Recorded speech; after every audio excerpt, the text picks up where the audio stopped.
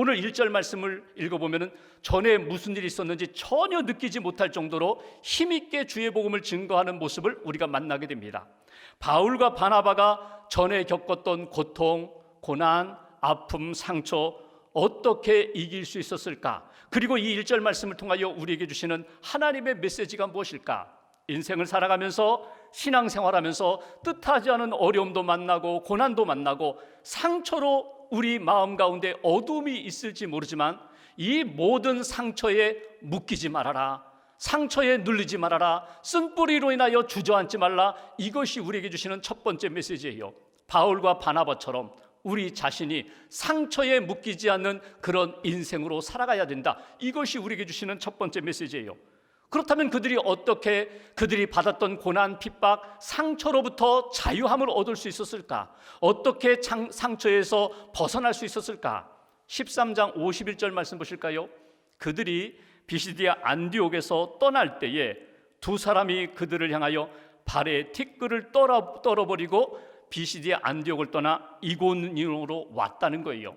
여러분, 여기에 주목할 것이 그들이 발에 먼지, 티끌을 떨어버렸다는 이 말씀은 예수님이 제자들에게 이미 주셨던 말씀이에요. 너희들이 선교하러 가서 영접하고 환영받고 열매로 나타나는 때도 있겠지만 반대하는 사람들이 있을 거야, 핍박하는 사람들이 있을 거야, 너희를 죽이려고 하는 사람들이 있을 거야. 그때 어떻게 하라고요? 발에 먼지를, 티끌을 떨어버리면서 그냥 미련 없이 떠나라는 거예요. 여러분, 이 의미는 무엇이라고요? 상처에 눌리지 말아라, 과거에 묶이지 말아라, 아픔 가운데 주저앉지 말아라, 훌훌 털어버리라는 거예요. 주님이 주시는 말씀을 오늘 바울과 바나바가 다시금 기억했다는 거예요. 이 상황 가운데, 이 고난과 상처와 아픔 가운데 벗어나서 이고니오로 갈 때 내 안에 있는 이 모든 상처에 묶이지 않겠습니다. 주님을 바라보며 주님 주신 약속의 말씀을 붙잡고 저는 하나님이 옮겨주시는 땅으로 기꺼이 가겠습니다. 여러분, 상처가 계속 묵상이 되면요, 이것이 우리 안에 쓴뿌리로 자리 잡습니다.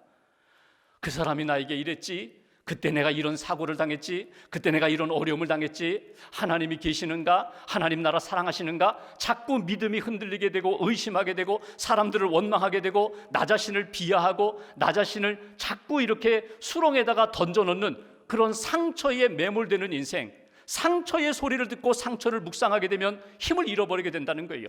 평안을 잃어버리게 된다는 거예요. 담대함도 잃어버리게 된다는 거예요. 오늘 바울과 바나바는 이 상황 가운데 무엇을 선택합니까? 상처의 소리, 상처의 음성에 귀를 기울이지 않고 주님의 음성에 귀를 기울였다는 거예요. 예수님이 뭐라고 말씀하셨지? 이 상황에서는 먼지를 털어버리고 너희 안에 있는 티끌을 다 털어버리고 상처를 털어버리고 일어나 하나님이 인도하시는 땅으로 가라. 그 말씀을 붙잡고 순종했던 바울과 바나바를 우리가 만나게 됩니다. 여러분, 우리 주변에 보면은 은혜도 받았어요, 은사도 받았어요, 능력도 있어요, 열심히 봉사했는데 어느 순간에 이렇게 마치 낙오자처럼 뒤떨어져서 사람도 만나지 않고 기도의 자리, 예배의 자리, 봉사의 자리에 기꺼이 나오지 못하는 그런 분들을 만날 때가 있어요. 왜 그럴까? 그분들은 이런 이야기를 합니다. 상처를 받았어요. 누구에게 상처를 받았어요? 내가 열심히 섬기다가 상처를 받고 나 이제 그런 섬김 참여하지 않겠습니다. 나 예배 자리에 가지 않겠습니다. 여러분, 우리 안에 있는 상처가 해결되지 않으면 평안과 자유가 없어요. 하나님의 은혜, 하나님의 역사에 다시 한번 쓰임받는 인생이 되려면 어떻게 하시라고요? 털어버리시라는 거예요. 주님 말씀대로 털어버리라고. 수고하고 무거운 짐진 자들 다 내게로 오라, 내가 너희를 쉬게 하리라. 나의 멍에를 같이 매자. 너 힘드냐? 나의 멍에를 같이 매자. 내가 도와주리라, 함께하리라, 내가 붙들리라. 말씀 붙잡고 다시금 일어서는 거예요. 또 하나 52절 보실까요? 그들이 떠날 때에 비시디아 안디옥에 있는 제자들, 예수 믿는 사람들입니다. 성도들이 기쁨과 성령이 충만했다. 그들뿐일까요? 그 땅을 떠나는 바울과 바나바도 마찬가지예요. 그들 마음 가운데 성령의 도움을 받았다는 거예요. 성령을 의지했다는 거예요. 보혜사 성령이 주시는 말씀을 붙잡고 성령을 의지하며 나아갈 때에 새로운 땅으로 인도하실 뿐만 아니라 상처에서 자유함을 얻고 하나님이 기뻐하시는 믿음의 삶으로 다시 시작되었다. 그러니까 과거에 묶이지 말고, 상처에 붙들리지 말고, 상처의 소리에 묵상하지 말고 주님의 말씀, 성령의 도우심을 받고 믿음의 길을 걸어가라고. 찰스 알렌이라는 목사님이 계셔요. 아주 귀한 분인데 이분이 사모님과 함께 자동차로 여행을 하다가 뉴멕시코 지역을 지나가다가 갑자기 지갑이 생각났어요. 돈 지갑이 어디 있지? 주머니를 뒤져도 없어요. 차를 세우고 차 안을 뒤적여도 없어요. 어제 입었던 옷, 짐을 다 풀러서 어제 입었던 옷 주머니에 있는가 다 살펴봐도 없어요. 돈 지갑을 잃어버린 거예요. 그렇게 되니까 당황도 되고 걱정도 됐어요. 이제 남은 여정 어떻게 무슨 돈으로 하나? 그래서 그 사막에 자동차 밖에 나와가지고 뜨거운 태양 아래에서 멍하게 이렇게 서 있는데 갑자기 사모님이 목사님을 향하여 큰 소리로 외쳤습니다. 돈이 없어졌다면 그냥 없어진 거예요. 돈 지갑 잃어버린 거예요. 그렇다고 이 사막 한가운데 하루 종일 이렇게 서 계실 거예요? 아니면 차를 타고 다음 목적지를 향하여 가실 거예요. 그랬더니 정신이 번쩍 났어요. 내가 여기 하루 종일 서 있는다고 해서 해결될 것 아무것도 없는데 그럼 차를 타고 다음 목적지까지 가서 또 다시 해결하면 되지 않는가? 차를 타고 이동했다는 거예요. 목사님이 어려움을 만날 때마다 어떤 어려움에 부딪힐 때마다 그 생각을 했다는 거예요. 하루 종일 멍청하게 이렇게 서 있을 것인가? 아무것도 하지 않을 것인가? 아니면 믿음을 가지고 다시금 일어나서 달려갈 것인가? 믿음의 여정을 달려갈 것인가? 여러분, 우리 인생 가운데 뜻하지 않은 사건을 만날 때가 있어요. 내가 일으킨 사건 아니에요. 내가 일으킨 사고 아니에요. 근데 내가 당했어요. 어려움을 겪었어요. 그래서 신음하면서 나도 모르게 혼잣말로 이렇게 얘기합니다. 끝났어. 안 돼. 아니야. 나는 이제 회복 불가능해. 이렇게 나도 모르게 불신앙적으로, 나도 모르게 이렇게 나 자신을 낮추면서 끝났다고, 소망 없다고 나도 모르게 그런 말이 나올 때가 있어요. 여러분, 그때 어떻게 일어나세요? 내 안에 찾아온 이 상처를 여러분 어떻게 해결하세요? 한번 이렇게 적용해 보세요. 하나님의 말씀을 펼치고 하나님의 말씀을 읽어보세요. 큰 소리로 읽어보세요. 그 말씀을 반복해서 읽어보시면서 말씀을 읽는 나 자신을 향하여, 내 영혼을 향하여 한번 그 복음을 한번 들려주시라는 거예요. 하나님 살아계시다고, 하나님 너와 함께 하신다고, 하나님 일으켜 주신다고, 구원해 주신다고. 말씀을 읽으면 말씀이 내 안에 충만하게 채워지게 됩니다. 기도하면서 성령님을 의지하면 성령님이 주시는 마음으로, 빛으로 내 안을 채워주시게 됩니다. 그 다음에 말씀과 성령으로 채워진 다음에 내 삶에 대하여 하고 싶었던 이야기 한번 해보세요. 끝났다, 망했다, 나는 이제 더 이상 할 수 없어, 못해. 여러분, 이 두 말이 내 안에 공존할 수 있을까요? 하나님의 말씀이, 주님 주신 약속의 말씀이, 그리고 나도 모르게 환경과 내 삶에 대하여 한탄하면서 비관하면서 외치는 그 외침이 내 안에서, 내 영혼 안에서 공존할 수 있을까요? 공존하지 못해요. 빛과 어두움이 함께 공존할 수 없는 것처럼 하나님의 말씀으로 충만하게 채워진 내 인생 가운데 내 상황에 대하여 내가 아무리 부정적으로, 불신앙적으로 외친들 하나님의 말씀이 이기게 된다는 거예요. 여러분, 말씀을 사모하세요. 성령님을 사모하세요. 기도하시면서 보혜사 성령님이 주시는 말씀 붙잡고 오늘 바울과 바나바가 그러했던 것처럼 주를 힘입어, 주의 말씀을 힘입어, 주의 영 성령을 힘입어 다시금 모든 상처와 쓴뿌리를 벗어던지고 다시금 믿음으로 일어설 수 있는 하나님의 사람들, 믿음의 대장부들 되시기를 주님의 이름으로 기원합니다. 두 번째 2절 말씀 보실까요? 제가 봉독합니다. 2절, 예수님을 믿는 사람이 있었는가 하면 2절에 순종하지 아니하는 유대인들이 이방인들을 선동합니다. 그래서 오늘 형제들 바울과 바나바에게 악감을 품게 했다는 거예요. 또다시 핍박이 일어났어요. 비시디아 안디옥에서 겪었던 그 일이 이고니온에서 또다시 일어나게 됐다는 거예요. 복음을 전하는 현장에 믿음의 사람이 있는가 하면 반대하는 사람이 일어나게 되었다. 이때 바울과 바나바는 무엇을 했을까? 3절 보겠습니다. 3절 함께 봉독합니다. 두 사도가 오래 있어 주를 힘입어 담대히 말하니 주께서 그들의 손으로 표적과 기사를 행하게 하여 주사 자기 은혜의 말씀을 증언하시니. 아멘. 여기 3절 앞부분에 그 두 사도가, 바울과 바나바가 오래 있어 주를 힘입어 담대히 말했다. 바로 이 부분이에요. 오래 있다는 것은 무엇입니까? 포기하지 않았다는 거예요. 믿음으로 참았다는 거예요. 믿음으로 기다렸다는 거예요.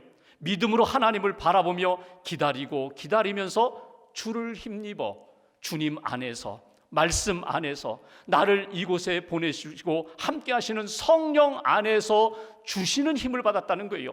주를 힘입어, 힘의 근원이 누구인가? 능력의 근원이 누구인가? 말씀으로 주시는 역사는 누구에게서 오는가? 하나님께 온다. 하나님으로부터 온다. 하나님을 힘입어, 말씀을 힘입어 담대히 주의 복음을 증거했다는 거예요. 어떤 복음? 예수가 우리의 구원자라고, 예수의 십자가와 부활을 믿으라고 담대히 증거하는 그들의 모습을 만나게 됩니다. 여러분 한번 보십시오. 이렇게 생각할 수 있어요. 왜 저들은 또 핍박할까? 왜 저들은 예수를 안 믿을까? 왜 저들은 나를 공격할까? 저들은 왜 선동할까? 인간적으로 움직이는 사람들을 보면은요, 속상해요. 원망이 나와요. 나도 한번 공격하고 싶어요. 인간적인 감정 의지하지 않고 주를 힘입어 주의 도우심을 의지하여 믿음으로 이 모든 것들을 감당해냈다는 것이에요. 여기에 주시는 두 번째 메시지가 있어요. 여러분, 우리가 어떤 한 가지 문제가 해결되었어요. 상처도 치유되고 이제는 하나님 앞에 은혜 가운데 회복되려고 하는데 똑같은 어려움을 만나게 되었어요. 이번에는 다른 사람, 다른 상황에서 어려움을 만났을 때 바울과 바나바는 어떻게 했다고요? 믿음으로 인내하고 주님의 도우심을 간구하고 담대히 믿음을 선포했다. 두 번째 우리에게 주시는 메시지, 우리에게 힘을 주시는 그분, 능력의 근원 되시는 그분, 우리를 살리시는 그분의 도우심을 받으라는 거예요. 하나님의 도우심을 받으라는 거예요. 성령의 도우심을 받으라는 거예요. 나는 내 힘으로는 안 돼요. 인간의 힘을 동원해도 안 돼요. 그런데 하늘에 계신 하나님의 도우심을 받으면 감당할 수 있어요. 내 안에 계신 성령님이 도와주시면 심지어 위기 상황 가운데서도 그 모든 위기를 뚫고 나갈 수 있는 하나님의 사람이 된다는 거예요. 스데반을 보실까요? 스데반이 돌에 맞아 순교할 때에 여러분, 자기에게 돌 던지는 사람들이요, 친구들이에요. 헬라파 유대인들, 다 알고 지내던 사람들인데 예수 그리스도의 복음을 전한다는 이유 때문에 돌을 던지고 있어요. 스데반이 자기에게 돌 던지는 사람들만 바라본다면요, 막 이를 갈았을지 몰라요. 원망하다, 원망스러운 말들이 나올지도 몰라요. 그런데 스데반이 돌 던지는 사람 바라보지 않았어요. 그들을 주목하지 않고 하늘에 계신 주님을 주목했어요. 믿음을 주셨고 천국을 약속하셨고 부활의 산 소망을 주신 그분, 나를 기다리시는 주님을 주목할 때에 어떤 핍박과 억울함 가운데서도 견딜 수 있었다는 거예요. 이게 주의 도우심을 받는 믿음의 인생이에요. 하나님이 주시는 힘을 의지하고 하나님의 힘 의지하여 일어설 때에 모든 어려움을 이길 수 있는 하나님의 사람이 된다.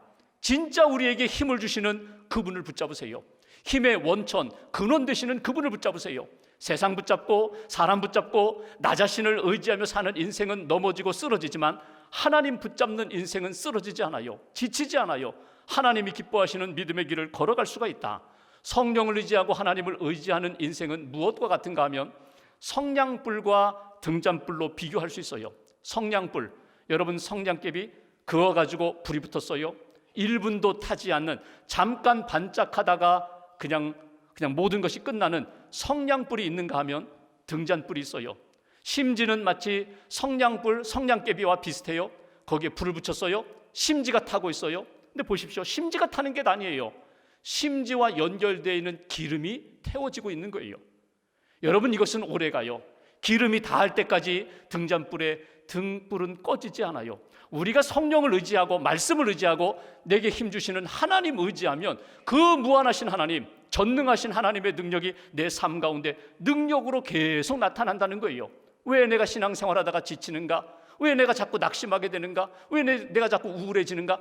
나를 의지해서 그래요. 내 힘으로 감당해서 그래요. 그러니까 쓰러지고 낙심하고 상처받고 원망하고 하나님을 의지하시라는 거예요.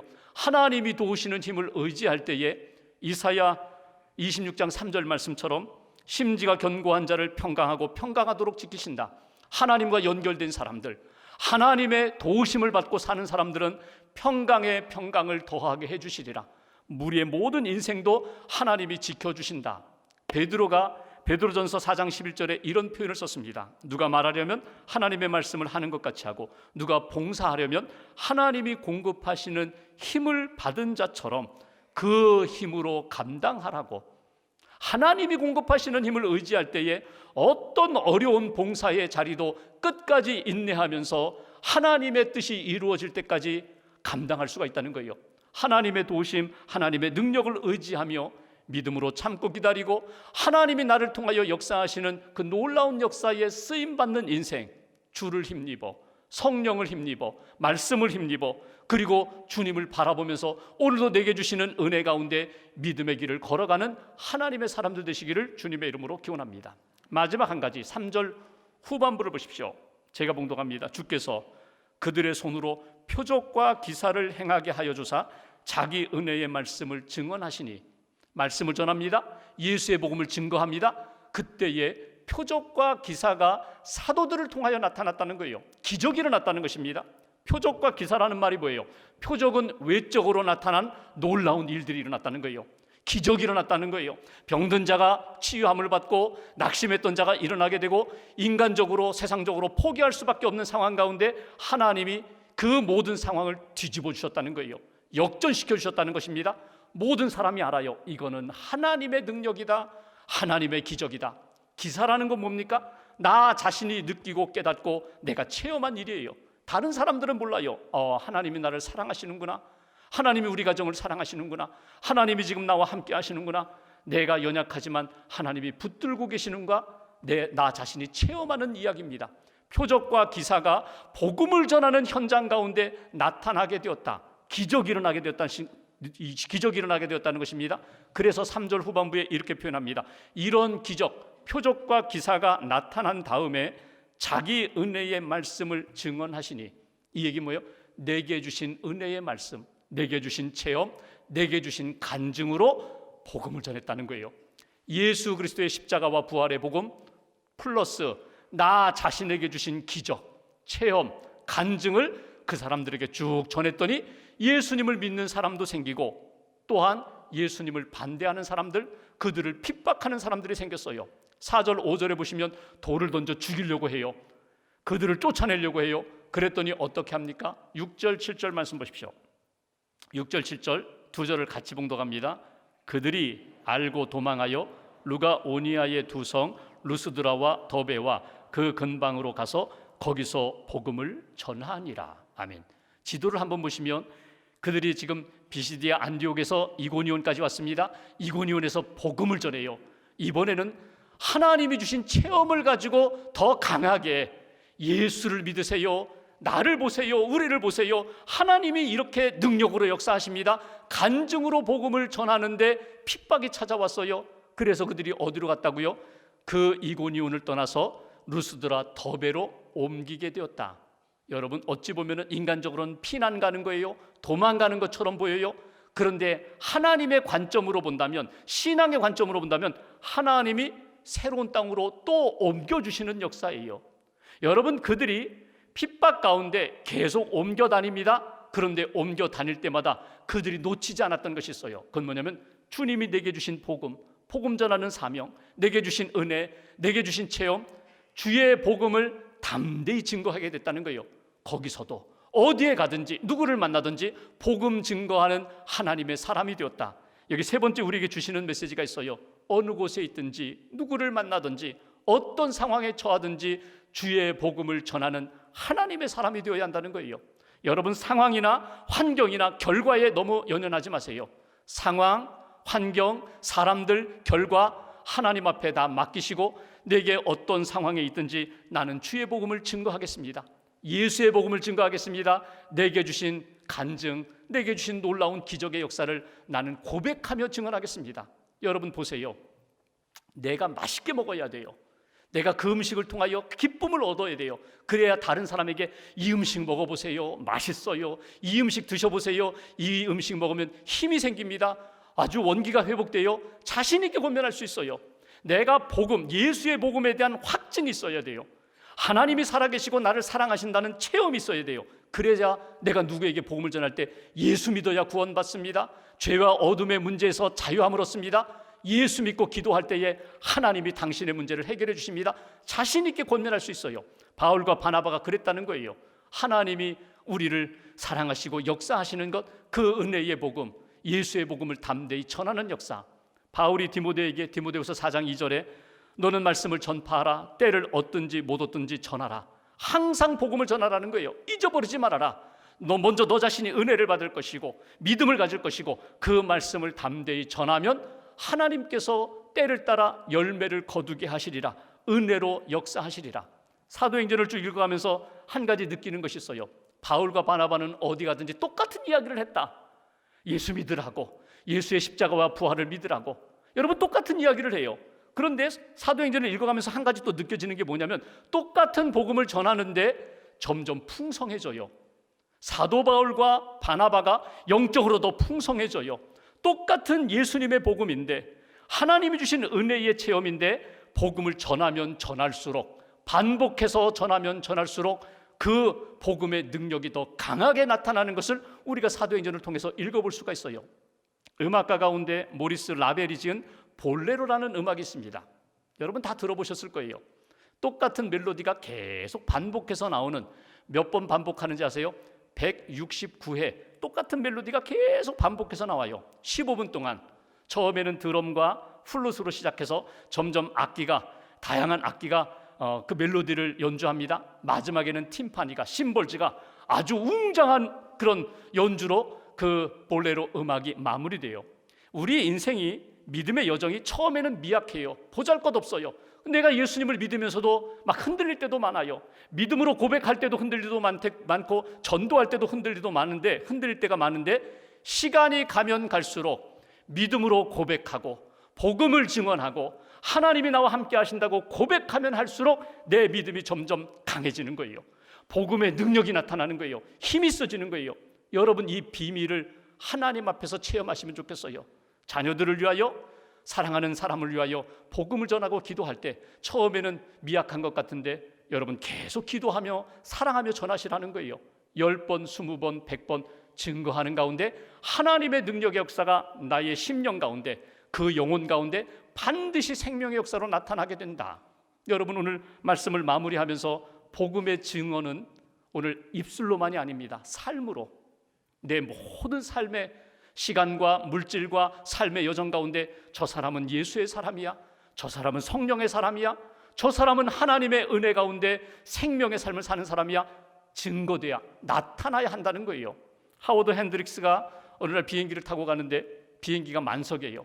벌써 막 소란해요. 아기들 우는 소리도 나고, 또 이렇게 무례한 승객이 막 승무원에 대하여 뭐 소리를 지르고, 그러면서 비행기가 이륙했어요. 난기류를 만나가지고 비행기가 요동을 치니까 음식을 이렇게 제공하다가 막 음식이 뒤엎어지고 막 이런 난리가 났어요. 그런데 한 사람, 눈에 띄는 한 승무원이 있었습니다. 그 어려운 상황 가운데 무례한 승객들의 막 소리를 들으면서도 전혀 미소 잃지 않고 계속해서 선대하는 한 여승무원을 주목합니다. 뭔가 다르다. 저 승무원은 뭔가 달라. 그리고 목적지에 도착할 즈음에 그 승무원과 이런 대화를 나누게 됩니다. 당신을 내가 지켜봤습니다. 당신과 같은 사람이 이 항공사에서 일하게 되니 항공사는 무척 운이 좋은 것 같습니다. 이 항공사는 럭키한 것 같습니다. 그랬더니 이 승무원이 이런 이야기를 합니다. 저는요, 항공사를 위해서 일하지 않아요. 아니, 그러면 독립노조입니까? 도대체 누구를 위하여 일한다는 것입니까? 그 승무원이 말합니다. 저는 날마다 예수님을 위하여 일합니다. 제가 이 항공사에서 일하고 있지만, 월급을 받고 있지만, 그러나 제가 있는 자리에서 예수님을 위하여 일하고 있습니다. 자기에게 평생 잊을 수 없는 말, 잊을 수 없는 그런 그리스도인의 고백이었다고. 저는 예수님을 위하여 일하고 있습니다. 어떤 상황에서 누구를 만나든지 내 상처, 말씀과 성령으로 치유받고 주의 도우심 의지하여, 주를 의지하여 주님을 위하여, 주의 복음을 위하여, 주의 영광을 위하여 저는 일하는 인생입니다. 여러분, 한 주간 동안 사람들이 우리를 봅니다. 보지 않는 것 같으면서도 우리를 주목합니다. 우리의 말을 듣습니다. 우리의 행실을 보고 있습니다. 그리고 뭔가 달라. 예수의 사람이야. 하나님의 사람이야. 성령의 사람이야. 가치관이 달라. 목적이 달라. 인생의 방향이 달라. 우리의 삶 전체가 예수 그리스도의 향기가 되고 편지가 되는 증언자가 되어야 한다는 것입니다. 말씀을 붙잡고 우리가 사순절을 보내면서 예수 그리스도의 십자가와 부활을 깊이 묵상하며 날마다 어느 곳에 있든지 예수님의 증인으로 살기에 부족함이 없는 하나님의 사람들 되시기를 주님의 이름으로 기원합니다.